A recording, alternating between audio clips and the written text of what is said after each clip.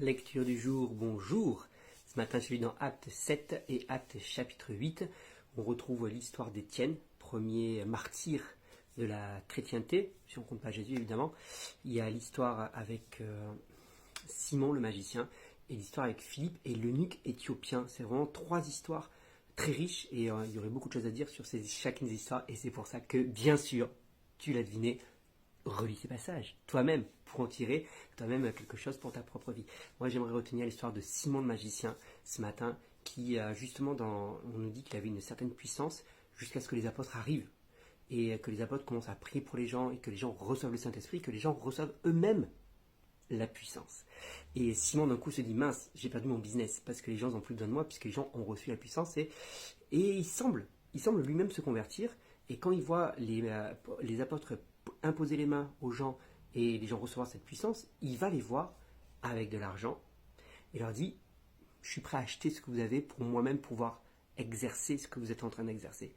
Et bien sûr, Pierre discerne directement ce qu'il y a dans le cœur de Simon. Il dit non, ton intention n'est absolument pas bonne. Repens-toi, sinon tu iras en enfer.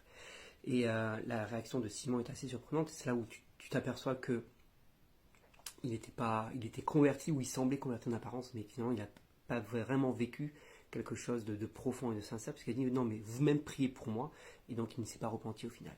Et je me dis, c'est vrai que souvent on dit Dieu connaît l'intention des cœurs, Dieu seul est juge, mais combien on a besoin nous aussi de discernement. On a deux choses en fait dans cette histoire. Un, ne pas être un Simon, magicien, qui allons vers Dieu par intérêt, ou qui essayons d'acquérir les choses pour continuer à exercer un certain pouvoir et une certaine influence sur les autres. Pourquoi tu veux exercer les dons spirituels?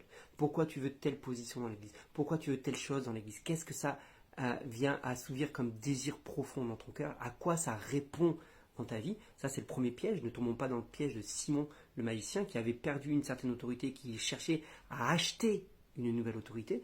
Et la deuxième chose, comme Pierre, nous avons aussi besoin de discernement avec les gens qui nous entourent.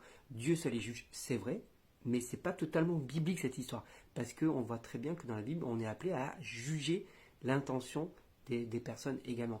Et donc, on ne juge pas l'intention comme ça uniquement sur une apparence, mais on a besoin de creuser aussi les choses. Attention de ne pas juger trop vite non plus, parce que surtout sur les réseaux, on va tellement vite à juger juste sur une vidéo, juste sur une image, juste sur un tissu, juste sur un truc comme ça va beaucoup trop vite. Prenons le temps de demander le discernement avec l'aide du Saint-Esprit. C'est ça dont nous avons besoin. Ok?